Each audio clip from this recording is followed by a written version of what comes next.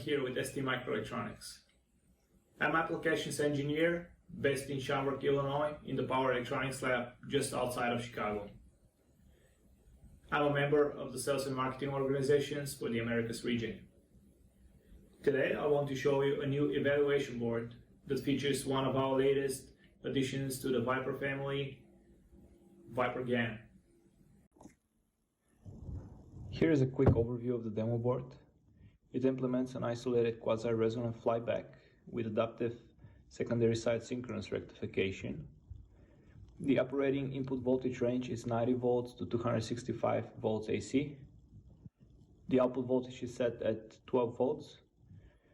The maximum output current is 3.75 amp, which is a total of 45 watt output power.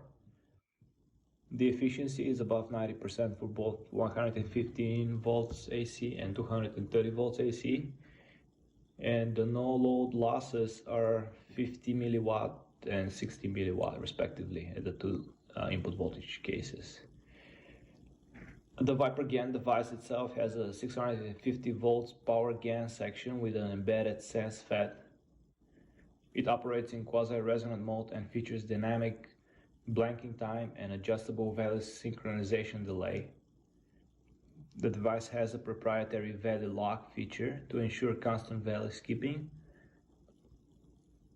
The Viper GaN has a number of protections, including input and output over voltage protection, brown in and brown out protections, thermal shutdown to prevent overheating, and frequency jitter for improved EMI suppression.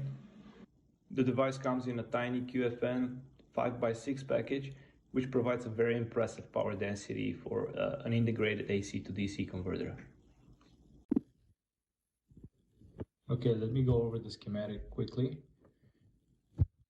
This is the input section with inrush current limiter, protections, rectifier, and differential pi filter.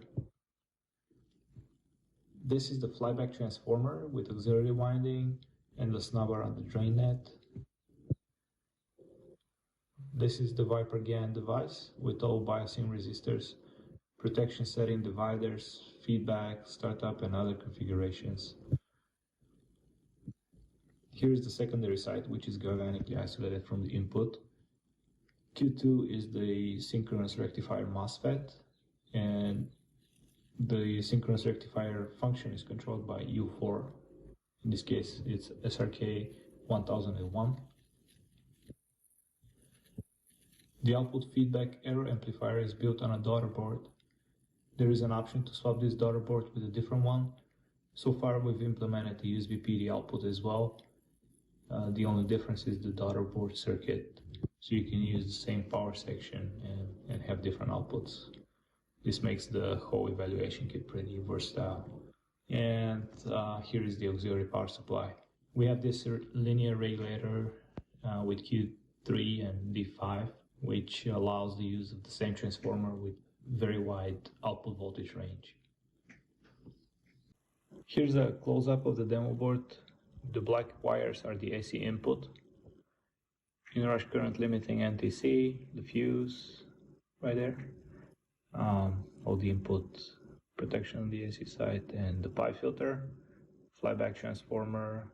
The wire is for the drain current probe. Here is a Y capacitor and the output filtering caps. That's the little daughter board that I was talking about with the error amplifier and the output connector. On the back, most of the SMD components. The small QFN package is the Viper GaN itself. QFN 5x6, pretty small. All the resistors around it, capacitors for biasing. That's the snubber, and that's the auxiliary linear regulator, the opto isolator. The secondary side we have the MOSFET, the synchronous MOSFET, and the synchronous rectifier controller.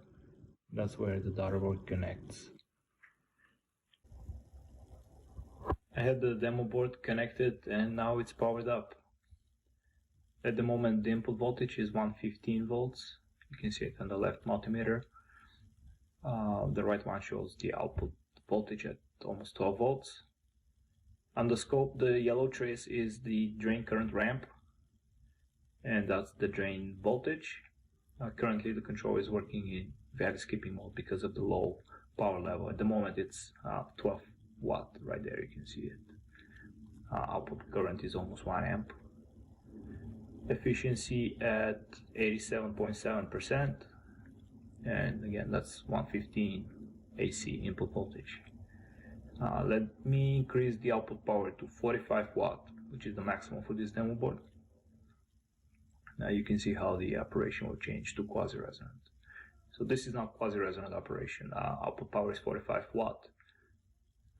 Peak current is higher duty cycle. Again, the input is still 115, efficiency at almost 90%.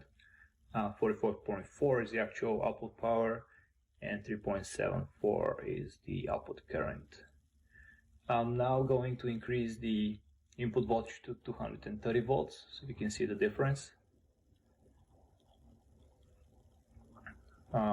The controller still works in quasi-resonant operation.